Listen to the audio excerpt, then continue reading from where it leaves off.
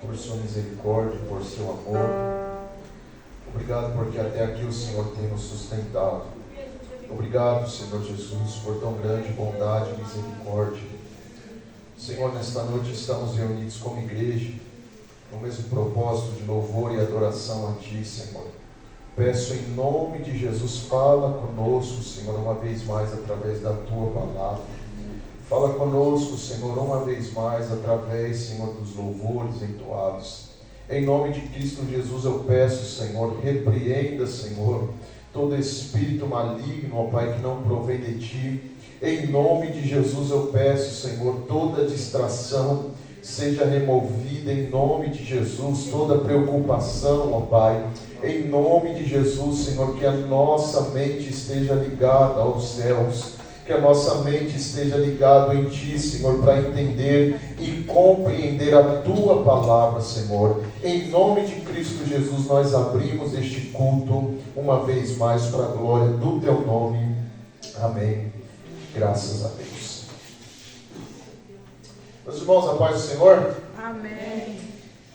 Graças a Deus por mais esta grande oportunidade. Vamos louvar ao Senhor. Vou chamar um grupo de louvor para estar louvando Deus com dois louvores. O primeiro, vocês louvam ao Senhor juntamente com a igreja. E o segundo, nós louvaremos para recolher as ofertas e o dízimo para o mantimento desta obra. Aleluia. Glória, glória, glória a Deus. Aleluia.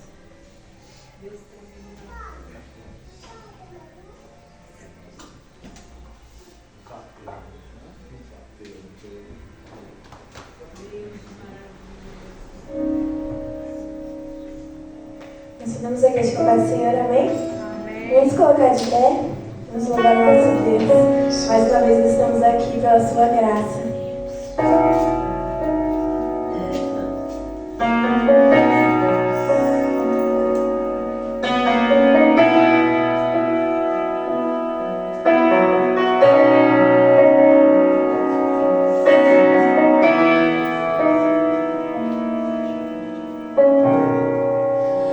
Seu amor de amar.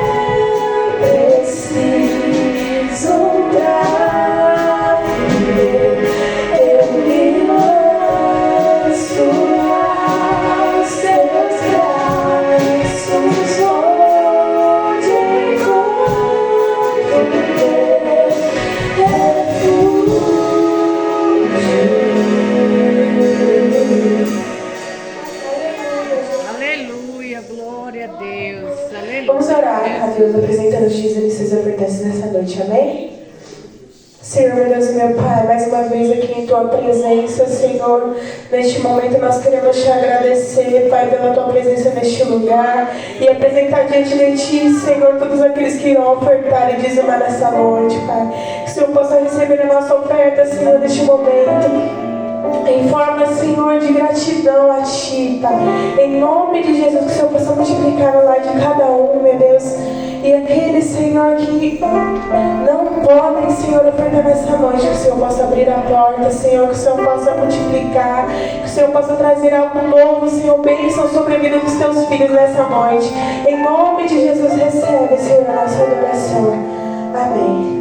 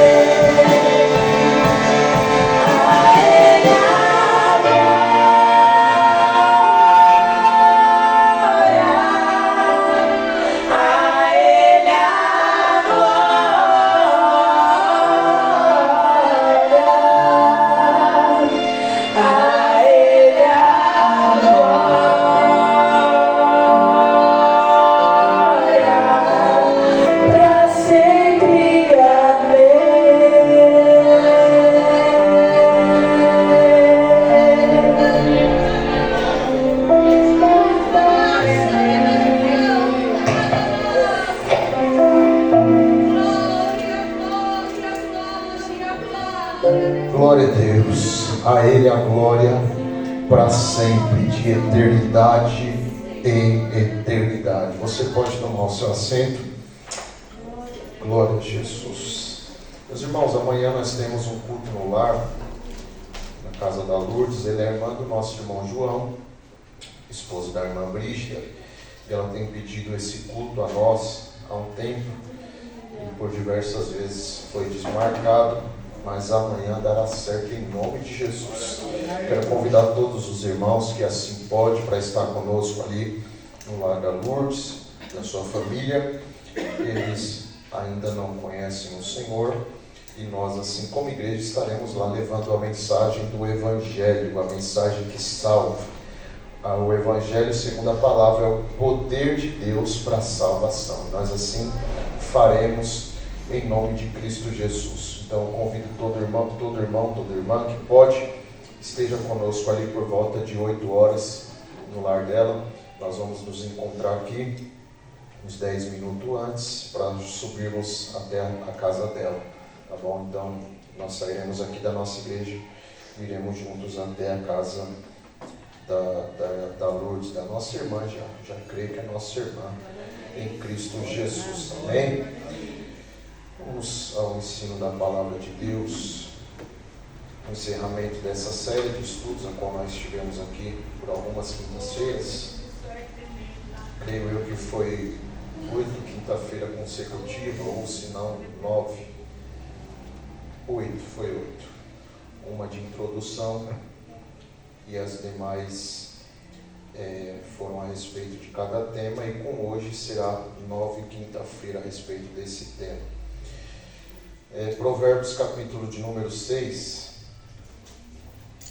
Provérbios capítulo de número 6, verso 16 ao 19.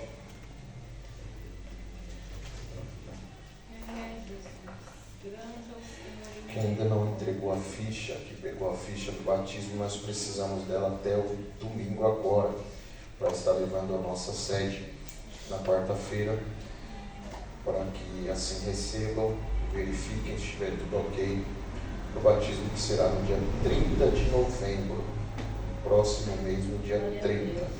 Será lá em Itatiba, e nós vamos nos organizar para estar indo até lá, celebrar a nova vida dos que serão batizados em nome de Jesus.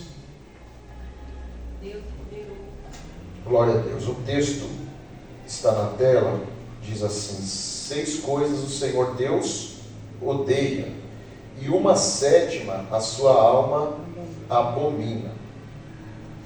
Vamos ler até o 19. Olhos cheios de orgulho, língua mentirosa, mãos que derramam sangue inocente, coração que faz planos perversos, pés que se apressam a fazer o mal, testemunha falsa que profere mentiras, e o que semeia discórdia entre os irmãos. Amém? São essas 7 coisas. 6 o Senhor odeia, e a 7ª o Senhor abomina. Há aqui uma diferença que, já introduzindo o assunto, eu quero dizer.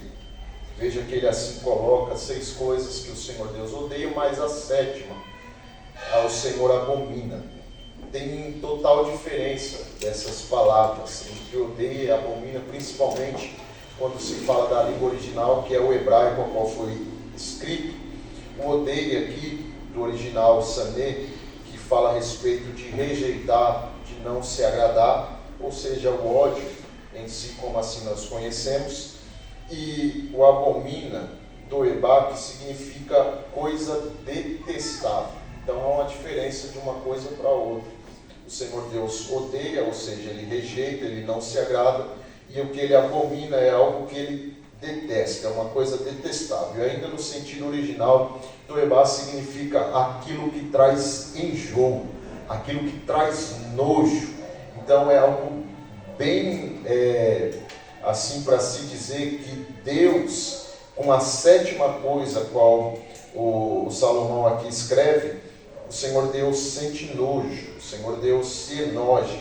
É algo que o faz até vomitar, uma expressão como o original nos diz. É algo que traz repulsa de tal forma que que faz até vomitar, causa ânsias. É essa a expressão do original. Então há uma diferença entre odiar e abominar. As 6 coisas a qual nós falamos até então, o Senhor Deus odeia. Porém, essa 7ª, que é a última delas, dessa lista qual nós lemos, que é o que semeia contenda entre os irmãos, este o Senhor Deus abomina. Este pecado o Senhor Deus abomina. Por quê? As 6 coisas são pecados, sim, o Senhor Deus odeia, mas a 7ª ele abomina porque isso não só fere o caráter de Deus, mas corrompe o propósito do seu reino. Então, todas as outras a qual nós falamos, as 6 até agora, ela vai de encontro ao caráter de Deus, ela vai contra, ela não combina com o caráter do Senhor. Todos os 6 pecados que nós já falamos, e eu assim trouxe ponto por ponto, vai de encontro ao caráter do nosso Deus, não reflete o seu caráter, não tem a ver com o caráter de Deus. Porém, essa 7ª, além de não refletir o caráter do Senhor, de ser contra o caráter do Senhor, corrompe o propósito de Deus, ou o propósito do reino do Senhor.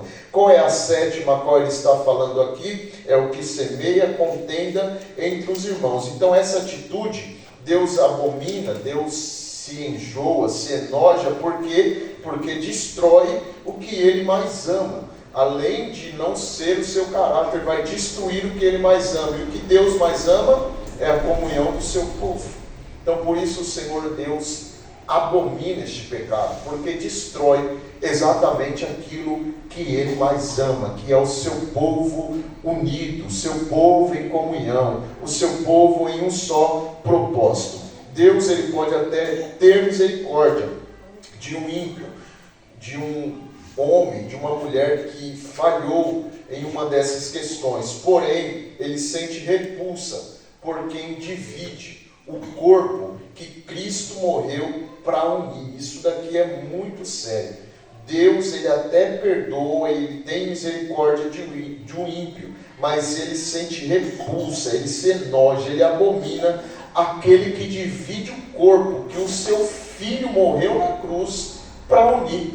Veja, Deus deu o seu filho para morrer por uma igreja, no propósito de unir o corpo, no propósito de trazer comunhão. E quem vem se levantando para romper com esta comunhão, o Senhor Deus odeia, porque custou a vida do seu filho. Isso nós vemos desde o princípio. Deus ele sempre quis que o seu povo tivesse comunhão com ele. Ele estabeleceu isso até como uma essência da criação, que o homem vivesse em comunhão não somente com ele, como também com os demais da terra, numa forma vertical, como também numa forma horizontal. Por isso Deus, na viração do dia, descia, ou a sua voz descia e vinha ter com o homem de maneira relacional. Deus, ele é Deus de relacionamento. Na viração do dia ele vinha conversar com o homem, ele vinha ter com o homem, ter comunhão com o homem. E ele ainda disse: não é bom que o homem esteja só, far-lhe-ei uma adjuntora, uma mulher para estar ao seu lado, porque é relacionamento entre Deus e o homem, mas também relacionamento na terra, na forma horizontal e vertical. Nosso Deus sempre foi assim. Então no Éden ele vinha, conversava com o homem na viração do dia. Isso retrata uma comunhão perfeita.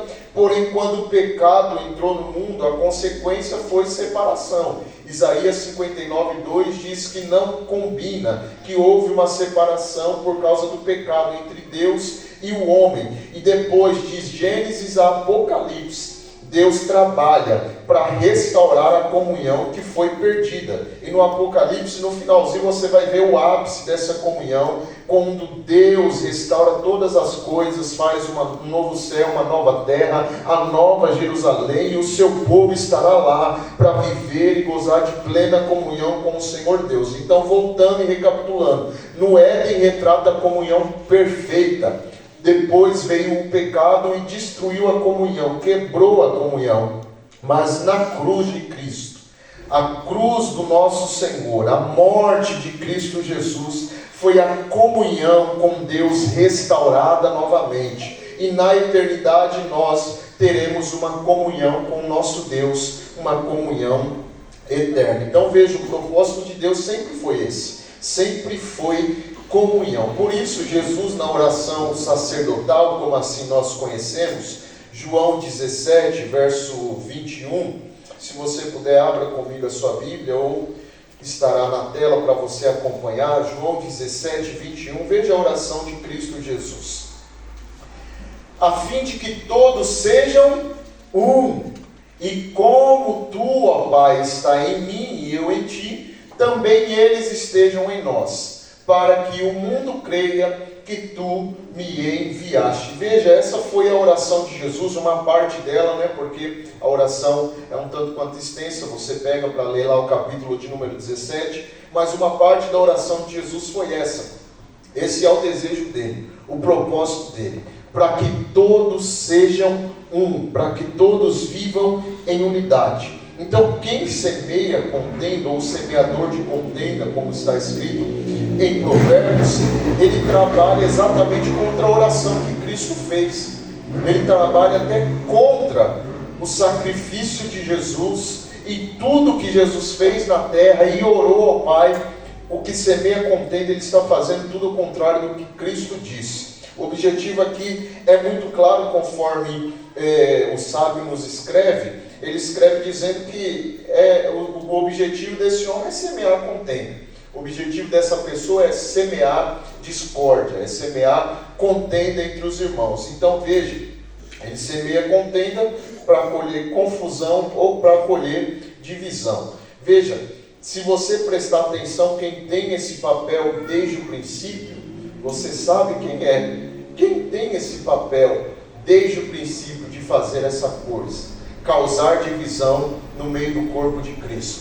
Segundo o texto, que assim traz as estrelas do céu, mas se remete a ele, diz que com a cauda ele trouxe uma terça parte das estrelas. Então ele sempre causou divisão. Até ele foi o propulsor da divisão e da separação do homem com Deus lá no Éden ainda, disfarçado numa serpente. Ele falou: isso é mentira, o que Deus disse para vocês não é assim que ele disse. Ele simplesmente não quer que vocês sejam como ele. Ele simplesmente falou para vocês não comer desse fruto, porque vocês vão conhecer o bem e o mal, vai ser como ele. Então não foi isso que ele disse: comam do fruto. E ali trouxe uma separação. Ele semeou essa contenda, ele semeou essa discórdia entre Deus e o homem, e assim aconteceu. Ele sempre trabalhou para destruir relacionamentos. O diabo sempre trabalhou em prol disso, em romper aliança, desfazer laços, enfraquecer a comunhão do povo de Deus. Porque ele sabe, irmão, onde há unidade, onde há um povo unido, como eu preguei há uns dias atrás, há poder de Deus. Quando tem um povo unido no mesmo propósito, o Senhor Deus ordena a bênção. É como o óleo, é como o Espírito Santo que flui, é como o Espírito Santo que desce, é como o Espírito Santo que se move entre o seu povo. E é tudo que o inimigo não quer, é que nós venhamos fluir em unidade no mesmo Espírito. Ele não teme, irmão, saiba disso. O diabo não teme uma igreja que é grande, uma igreja que tem de tudo, uma igreja que tem uma grande estrutura, tem um som de primeira, tem equipamento de primeira. Ele não teme isso, irmãos. Mas o que o diabo teme é uma igreja unida, é uma igreja que está junto no mesmo propósito. Não precisa nem ser grande. Quando tem 2 ou 3 reunidos no nome do Senhor, Ele está no meio, no mesmo propósito, na mesma comunhão. O Senhor está no meio. Por isso que o diabo teme uma igreja unida. Não é uma igreja que tem bela estrutura, ou que tem todas as coisas, ou até mesmo todos os dons, como assim nós vamos falar à frente. Ele tem uma igreja que está unida, no mesmo amor, na mesma comunhão, no mesmo propósito. Então ele sempre vai trabalhar para que isso não aconteça. O diabo, ele sempre vai trabalhar para que a comunhão não aconteça no meio da igreja, no meio da congregação. Por isso que ele usa de pessoas para assim ser aliado a ele. Pessoas até do nosso meio ou de fora também. Por isso que a Bíblia é muito clara dizendo: não deis lugar ao diabo. Porque se dá lugar a ele, meu irmão, Se der lugar a ele, ele usa mesmo. Eu estava conversando com alguém esses dias, nem lembro quem foi, eu falei, tem pessoas que se der lugar a Deus, como dar lugar ao diabo, ia ser uma bênção. Não daqui, irmãos, aqui não tem essas coisas, graças a Deus. Mas há pessoas que se der lugar a Deus, como dar lugar ao diabo, ia ser terrível nessa terra. Deus ia usar de uma forma poderosa. A Bíblia é clara dizendo, não deis lugar ao diabo, então tapa as brechas, não dê lugar a ele. Por vezes ele quer usar algumas pessoas para semear contenda, e todo semeador de contenda é um cooperador do diabo para que a obra não tenha avanço, e assim ele venha bloquear o crescimento e o avanço. Por isso que Deus assim também não gosta, abomina a contenda, porque ela reconstrói exatamente o muro que Cristo Jesus já derrubou. Vamos ler Efésios capítulo de número 2, verso 14. Efésios 2, 14.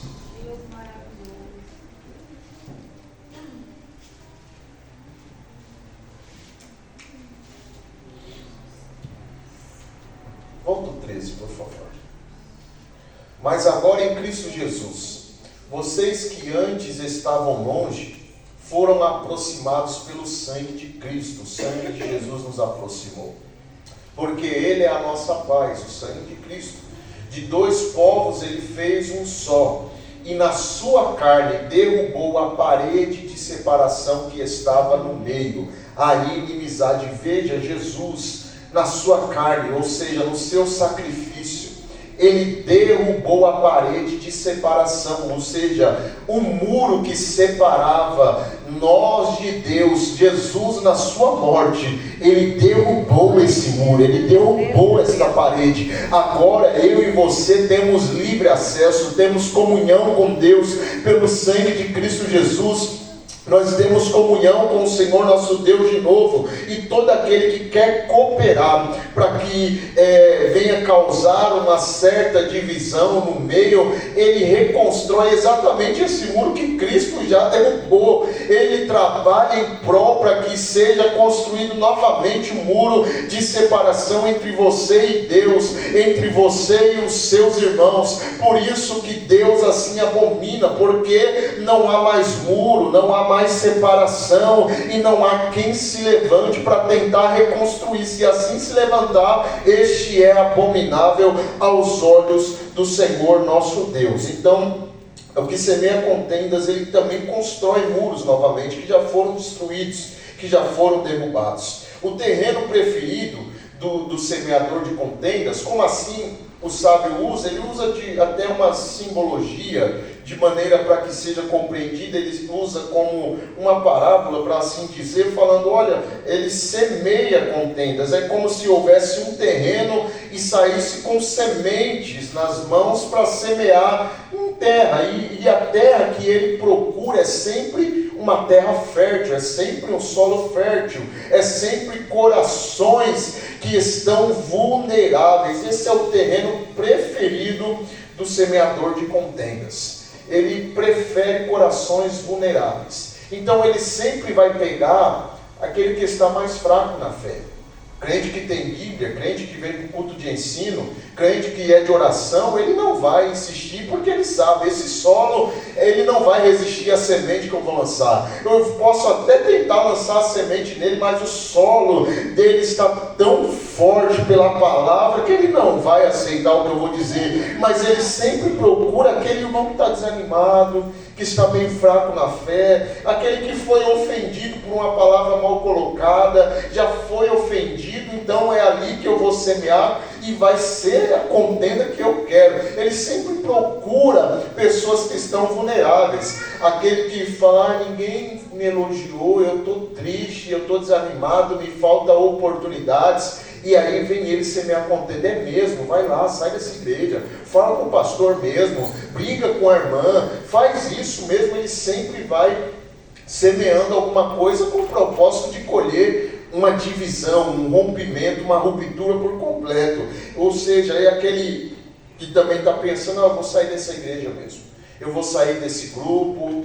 É o terreno fértil para ele, é um terreno mais fértil para o semeador de contendas. ele gosta desse tipo de pessoas que já teve uma rusguinha ali, e aí ele fala, acho que agora é a hora certa, então eu vou atacar. É sempre o terreno fértil que ele quer, corações que estão vulneráveis. Ele lança sua semente contendeira, e há um grande impacto espiritual nisso, porque quando o semeador de contenda sai semeando a sua semente, eu coloquei semente contendeiras, semente de briga, semente de divisão, semente que causa discórdia entre os irmãos, ele traz um grande impacto espiritual, e esse impacto espiritual, ele fere o propósito do reino de Deus, a qual nós estamos falando, que o reino de Deus tem um propósito sempre de unir e não de espalhar. Vamos ler Mateus, capítulo de número 12. Mateus 12, verso 25.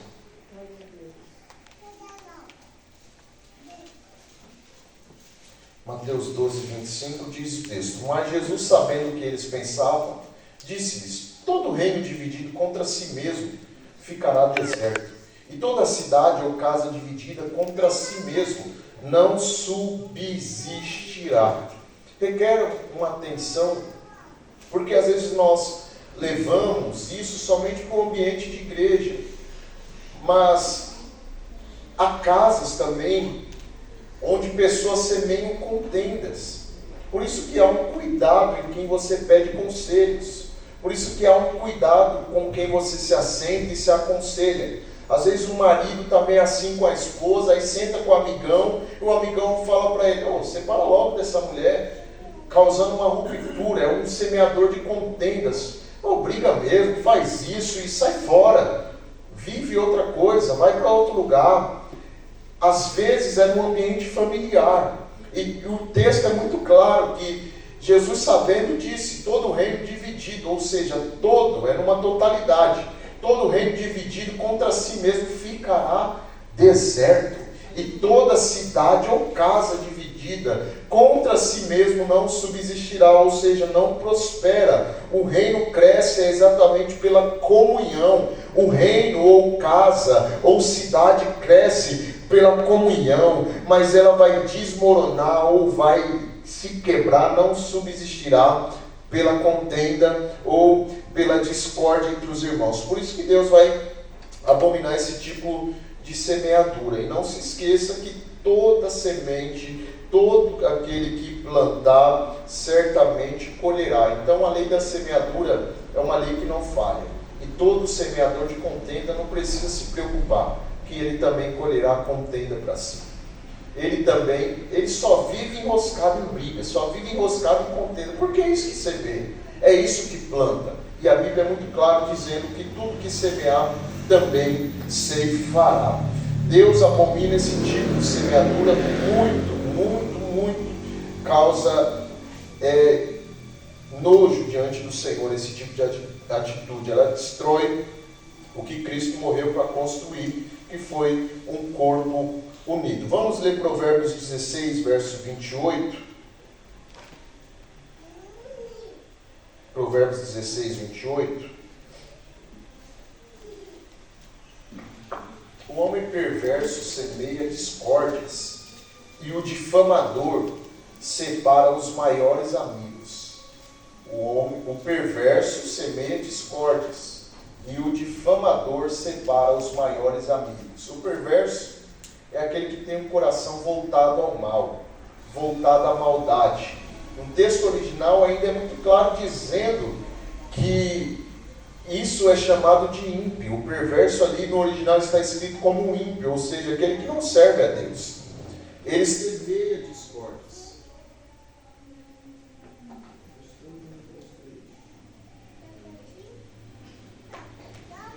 Ele semeia discórdias, e o difamador ele separa os maiores amigos, ou seja, aquele que fica difamando, falando contra, coloca um contra o outro, separa, então causa ruptura. Veja muito claro esse texto a respeito desses que assim semeiam contenda entre os irmãos. Nós vamos para mais um outro texto, que está em 1 Coríntios 10. Vamos ler do 11. Vamos ler 1 Coríntios 1, 11 ao 13.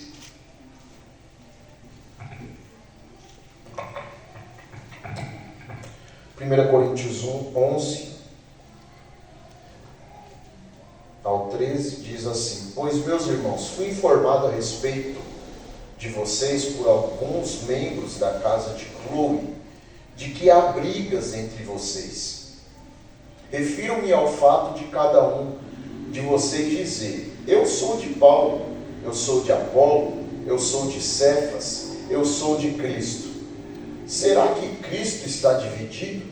Será que Paulo foi crucificado por vocês? Ou será que vocês foram batizados em nome de Paulo? Veja que o texto está falando a respeito da igreja de Corinto.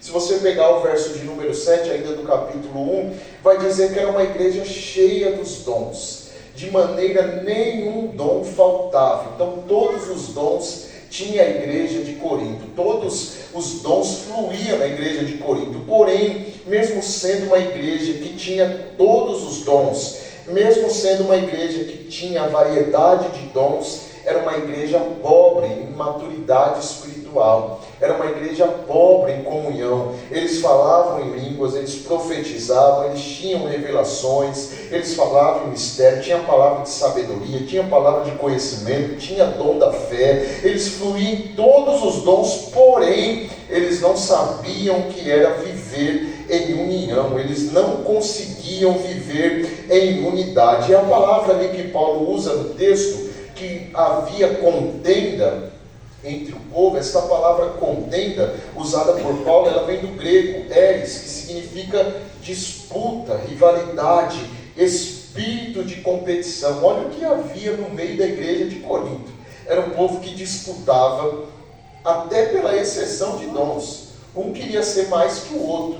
Um profetizava, o outro falava: eu vou profetizar para ser mais que ele. Às vezes até saía coisa que era da carne só para falar que estava profetizando mais que o irmão. Era uma disputa, era um ambiente de competição, um querendo ser mais que o outro. E isso fazia com que não houvesse comunhão entre eles. Sempre um queria ser mais que o outro. E havia certos grupos que tinha lá certos semeadores de contendas que colocavam um contra o outro. Fala: ei, o grupo de Paulo está perdendo para o grupo de Apolo. Ei, quando o grupo de Paulo estiver glorificando, porque Paulo está pregando, vocês ficam quietinhos, porque Paulo está pregando, e a gente não gosta de Paulo, a gente gosta de Apolo. Quando for Cefas, que a gente gosta de Cefas, aí a gente dá glória, aí a gente glorifica quando ele estiver pregando, quando ele estiver ensinando. Agora, quando for Apolo, não faz isso não, porque a gente não gosta de Apolo. Então havia uma ruptura, uma contenda entre eles, porque eles estavam divididos em grupos de pessoas. Eles estavam dividindo exatamente o corpo de Cristo, fazendo facções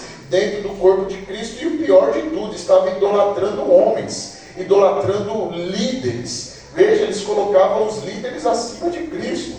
Eles falavam: eu sou de Paulo, o outro eu sou de Apolo, o outro eu sou de Cefas, e alguns diziam: eu sou de Cristo. E por sinal, os estudiosos dizem que esse grupo que dizia eu sou de Cristo era o pior deles, que não respeitava nenhuma liderança, só dizia: eu sou de Cristo, eu só respeito a Cristo. Se ele falar amém, se ele não falar amém, se Paulo estiver falando como pastor da igreja, eu não aceito o conselho dele, porque eu sou de Jesus. E Jesus que manda em mim, Jesus que fala comigo, eu não escuto nenhuma liderança. Os estudiosos dizem que esse grupo era um dos piores, os que falavam que era de Cristo, mas de Cristo não tinha nada. E Paulo vai exortar eles exatamente com esta frase: acaso, ou será que Cristo está dividido?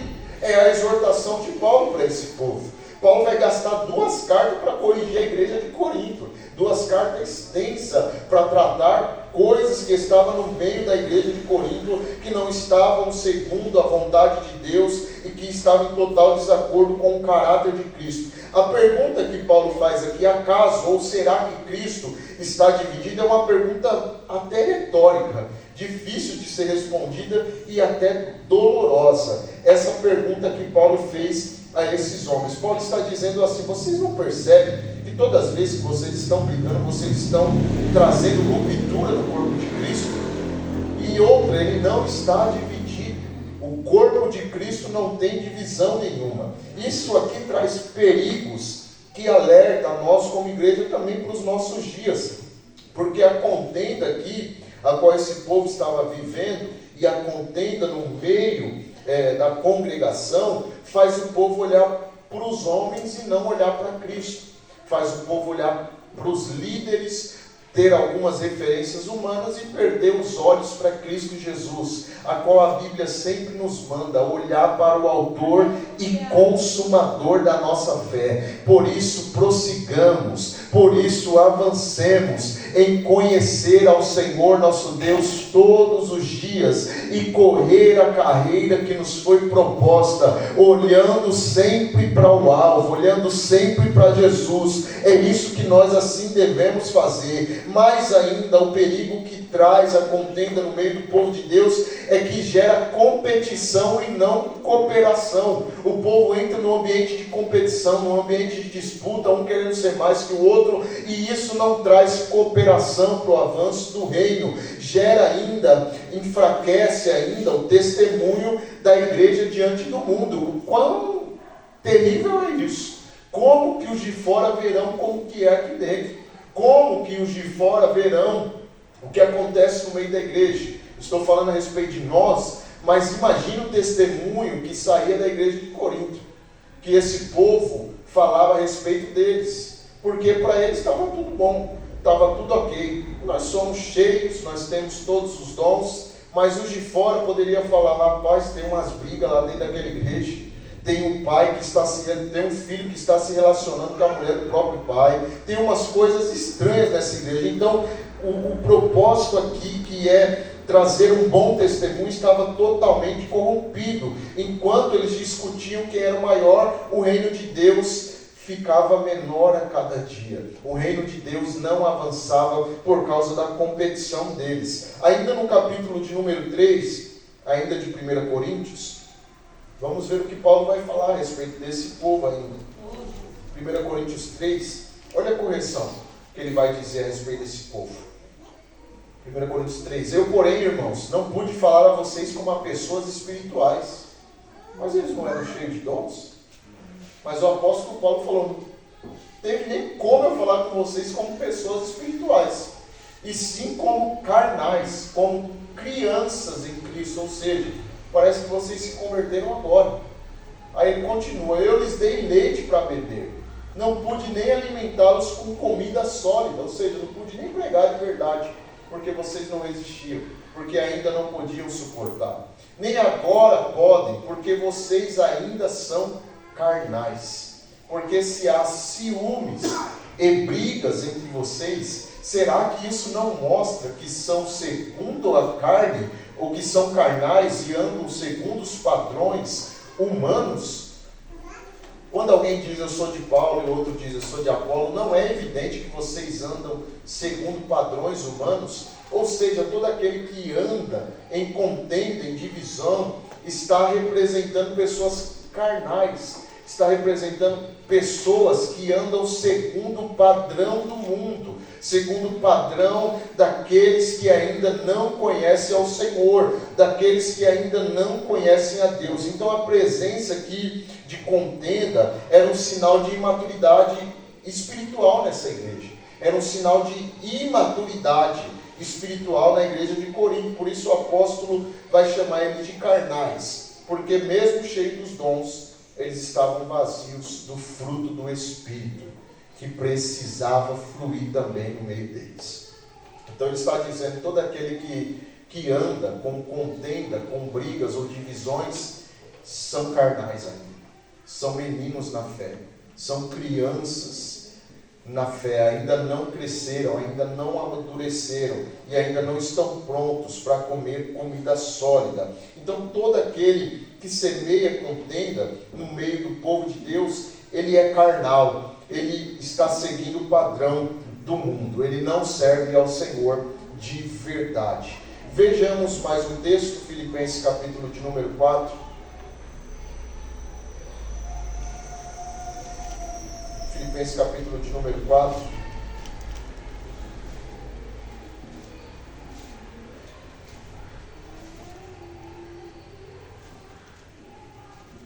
Portanto, meus amados irmãos, de quem tenho muita saudade, vocês que são a minha alegria e coroa, sim, meus amados irmãos, permaneçam deste modo, firmes no Senhor. Agora ele fala, peço a Evódia e peço a Síntique que no Senhor tenham o mesmo modo de pensar. E peço também a você, fiel companheiro de jugo, que auxilie essas mulheres, pois juntas se esforçaram comigo no Evangelho, juntamente com Clemente, com os demais cooperadores meus, cujos nomes se encontram no livro da vida. Veja que num rápido contexto, Evódia e Síntique eram algumas mulheres influentes no meio da igreja de Filipos. Essas mulheres provavelmente exerciam um papel de liderança nesta igreja.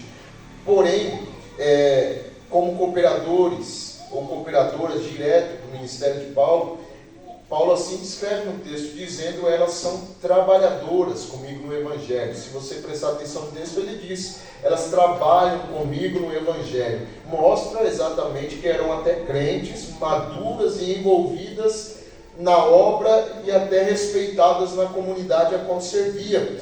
Contudo, uma quebra de unidade está no meio delas. Entre elas tem uma coisa pessoal, há uma divergência de opinião, não está muito claro no texto, mas assim o é. Elas tinham alguma diferença entre elas, uma diferença de opinião, seja um ciúme ministerial que surgiu entre elas, alguma coisa, mas elas tinham algo entre si, tinha um desentendimento entre elas, que Paulo ele não vai tomar partido de nenhuma delas. Ele apenas chama ambas à reconciliação, dizendo assim, olha, tenham o mesmo modo de pensar, ou seja, sintam o mesmo no Senhor, deixem as diferenças de lado, é o que Paulo está dizendo para elas nesta frase. Paulo está dizendo, deixa todas as diferenças pessoais de lado, deixa todas as diferenças de opinião de lado, deixa toda a diferença teológica de lado, todo o ciúme de lado, deixa todo o desentendimento de lado e pensam mesmo no Senhor. Alinhe o coração de vocês novamente em Cristo, porque vocês precisam ser um em Cristo Jesus. Essas mulheres teve alguma divergência no meio do caminho, mas Paulo vai chamar a atenção delas. Tenham o mesmo modo de pensar. 1 Coríntios 1:10. Volta lá em 1 Coríntios 1. Oh Jesus, o Senhor é maravilhoso, meu Deus. O Senhor é poderoso. Irmãos, pelo nome do nosso Senhor Jesus Cristo, peço que todos estejam de acordo naquilo que falam e que não haja divisões entre vocês. Pelo contrário, que vocês sejam unidos no mesmo modo de pensar e no mesmo propósito. Olha o desejo de Paulo para a igreja. Por isso que ele invoca e repreende a Síntique e a Evódia, dizendo, vocês precisam ter o mesmo modo de pensar, porque há alguma divergência entre vocês, há alguma divisão no meio de vocês, e isso não é o correto, porque assim a igreja não vai avançar. Por isso ele rogou, insistiu, para que tenha o mesmo modo de pensar, assim como ele escreveu à igreja de Corinto, porque ele está pedindo não apenas a unidade, mas ele está rogando. Esse rogar que é implorar, é pedir, implorando mesmo ao Senhor. Ele está rogando, dizendo assim, olha, que a igreja fale a mesma linguagem, que a igreja caminhe no mesmo propósito, porque não pode viver debaixo de contenda, debaixo de intriga. Os semeadores de contenda adoram isso. E a igreja não pode ficar assim, porque enfraquece o testemunho da igreja. Paulo sabia que se o inimigo não podia destruir a igreja de uma maneira externa, ele ia tentar destruir a igreja com forma interna mesmo, usando os próprios irmãos, colocando um contra os outros, e assim não podia ser. Por isso que ele clama, que ele pede que não haja divisão entre vocês, que vocês tenham o mesmo modo de pensar, tampe as brechas para o inimigo, para que ele não venha plantar discórdia em nosso meio, para que ele não venha plantar brigas em nosso meio, porque o desejo de Deus é sempre esse, que a igreja caminhe no mesmo propósito, com corações ligados pelo amor e pela missão. Vamos ler Efésios capítulo de número 4, verso 2 e 3. É o último que eu tenho que encerrar. Depois vocês leem a história de Abigail. Abigail foi uma mulher sábia, que não permitiu com que Davi se levantasse com ira para atacar o seu marido. Ela foi uma mulher que se colocou à frente, não foi uma mulher que foi semeadora de contenda. Eu iria falar dessa história, mas o tempo não permite. Mas leiam na casa de vocês a história de Abigail. Davi poupou a vida dela e ainda não manchou a sua mão com sangue por conta de uma mulher sábia, uma mulher que não semeou contenda entre Davi e Nabal. Depois vocês leiam na casa de vocês o texto. Filipenses 4:2, eu assim encerro: com toda a humildade e mansidão, com longanimidade, suportando uns aos outros em amor, fazendo tudo para preservar a unidade do Espírito no vínculo da paz. Veja que Paulo está dizendo aqui algo muito precioso, irmãos. A unidade, ela não foi criada por nós. A unidade, ela foi concedida por Deus. Mas se você prestar atenção no texto, quem vai preservar a unidade? É nós. A nossa missão como igreja é preservar a unidade do Espírito. A contenda, ela destrói o que o Espírito construiu. E nós devemos preservar a unidade do Espírito no vínculo da paz. Por isso Paulo ele nos chama a atenção para 4 atitudes aqui no texto que mantém a comunhão viva. Primeiro, ele fala no verso de número 2, a respeito da humildade. Com toda humildade. Humildade é o solo onde a comunhão floresce. A humildade é exatamente o solo onde a comunhão vai florescer. Quem é humilde, ele não disputa a posição, não. Quem tem humildade, ele não está preocupado com o cargo, com derrubar fulano, ciclano. Ele tem humildade no seu coração. Ele não quer provar que está certo, ele só quer agradar a Deus. Esse é o papel do humilde de coração. Ele quer agradar ao Senhor Deus. E a humildade, ela fecha as portas, irmãos, para a contenda. Todo aquele que trata com humildade, ele fecha a porta para a contenda, ele fecha a porta para discussões, ele fecha a porta para tudo aquilo que vai romper o relacionamento. Por isso, trate sempre com humildade. Depois ele fala com mansidão. É outra palavra que ele usa. Mansidão não é fraqueza. Já falei aqui há um tempo atrás. Mansidão é poder sob controle. É você saber que pode fazer, mas ainda assim prefere não fazer. É você não responder com ira, mas você responder com graça quando a carne quer agir com raiva. É você responder com amor quando a carne quer dar um tapa na cara, quando a carne quer fazer uma coisa que vai prejudicar a vida de alguém. Você fala: não, eu vou usar de graça, eu vou dominar essa vontade que a minha carne está, de falar umas boas, de falar umas palavras, de xingar ele, de xingar ela. Eu vou dominar a minha carne e vou tratar com amor, com bondade e misericórdia. Isso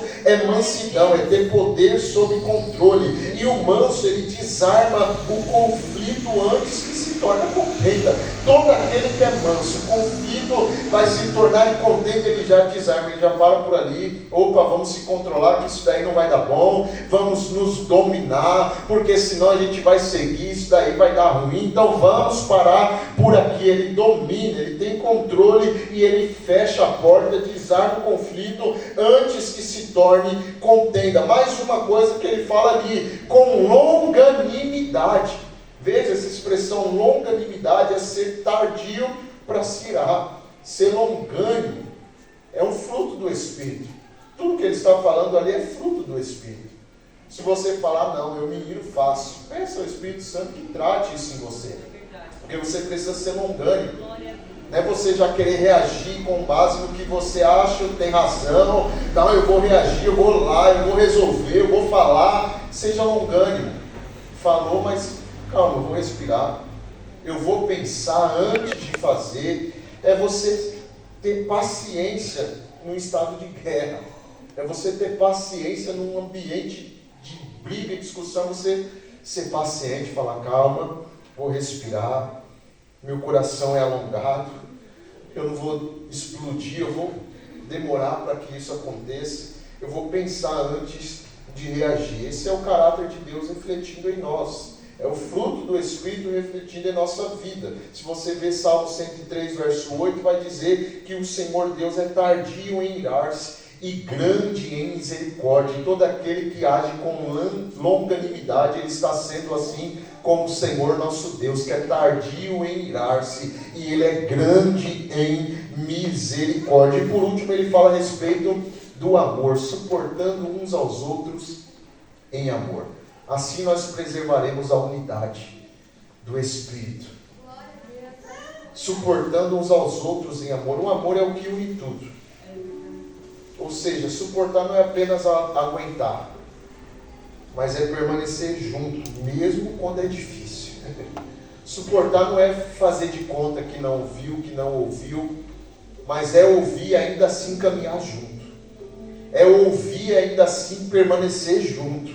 É perdoar quando ouviu umas coisas que não agradou. É perdoar quando teve pessoas que falou contra, mas ainda assim o amor é o que nos faz caminhar. Então eu vou suportar em amor, eu vou resistir isso em amor, porque é o amor que sustenta tudo, irmãos. É o amor que une, é o amor que sustenta. Não é interesse pessoal que sustenta, é amor. Não é remuneração que sustenta a base da igreja, é o amor. Não é oportunidades que sustenta, é o amor. Deus já deu a unidade através do Espírito Santo, mas a nossa missão como igreja é guardar essa unidade, é preservar essa unidade, assim como Paulo nos instruiu. E eu preciso encerrar. Se você pudesse, coloque de pé, eu já preciso encerrar, o tempo não permite, mas eu vou ler o último texto, de pés como estamos, Romanos 15, versos 5 e 6.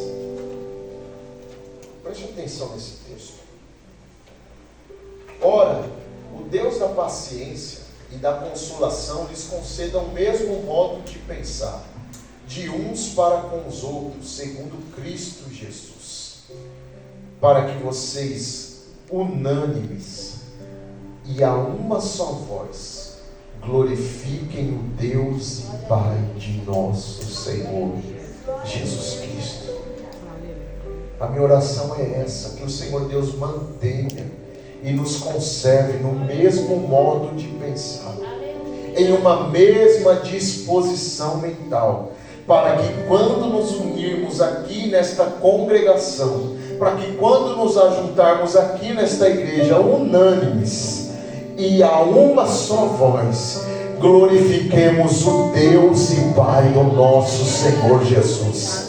Eu creio que todos aqui estão no mesmo modo de pensar. Você não veio aqui em vão para cumprir a agenda, você não veio aqui em vão para mostrar para alguém que veio. Eu creio que você veio aqui no mesmo modo de pensar, e eu quero convidar a igreja em uma só voz, a unânimes, glorificar ao Deus e Pai de nosso Senhor Jesus, porque é para isso que nós viemos aqui essa noite. Então, unânimes, no mesmo propósito, glorifiquem ao Deus Todo-Poderoso. Eu dou tempo para você glorificar ao Senhor. Eu sei que você veio fazer isso aqui essa noite. Por isso eu repreendo todo o cansaço, eu repreendo toda a opressão, eu repreendo tudo que impede você de glorificar ao Deus e Pai do nosso Senhor. E eu convido todos como igreja a glorificar a Ele, a agradecer a Ele, a render graças a Ele. Glorifique ao Senhor Deus esta noite, porque eu sei que foi para isso que você veio aqui.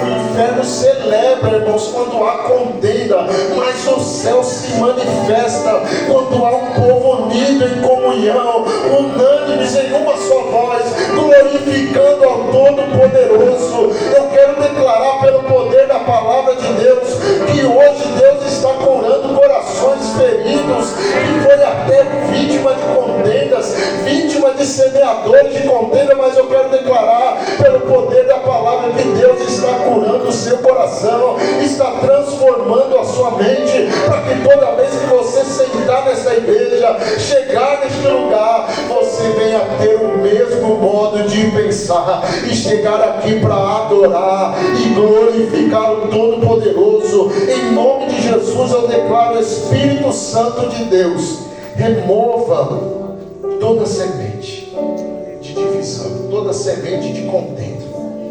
Restaure o vínculo da paz em nosso meio.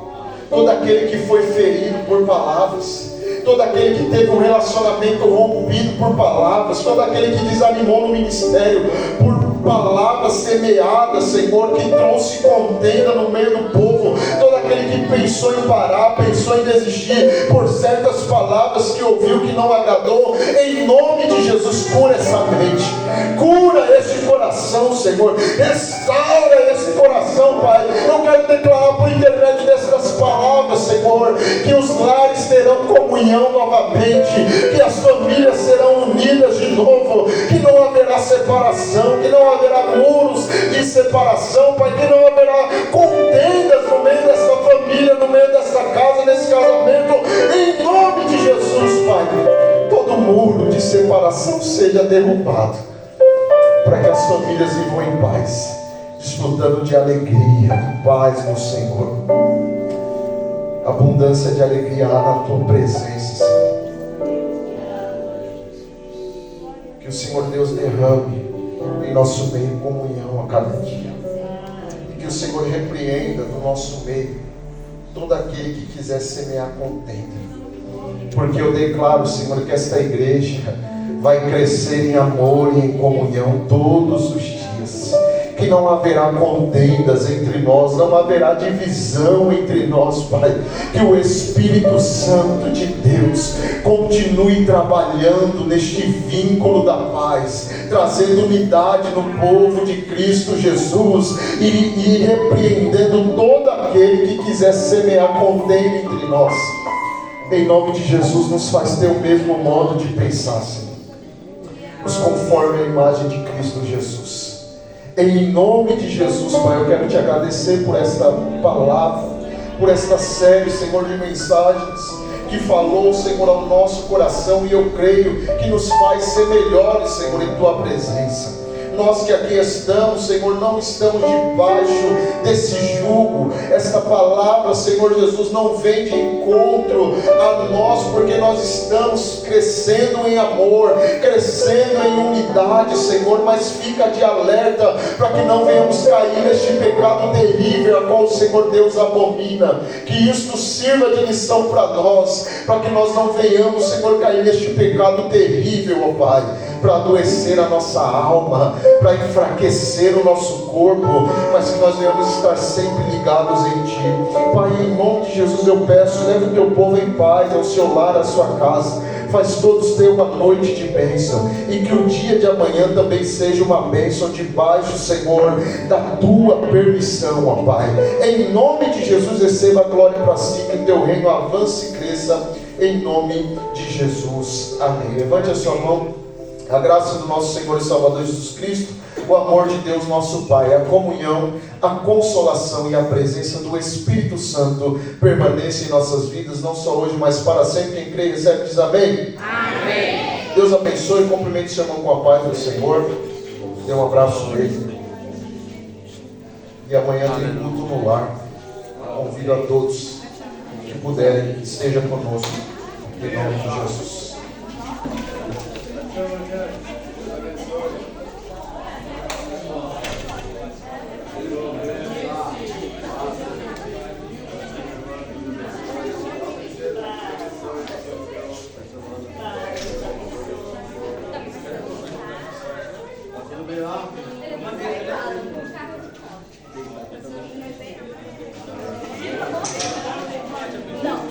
Deus.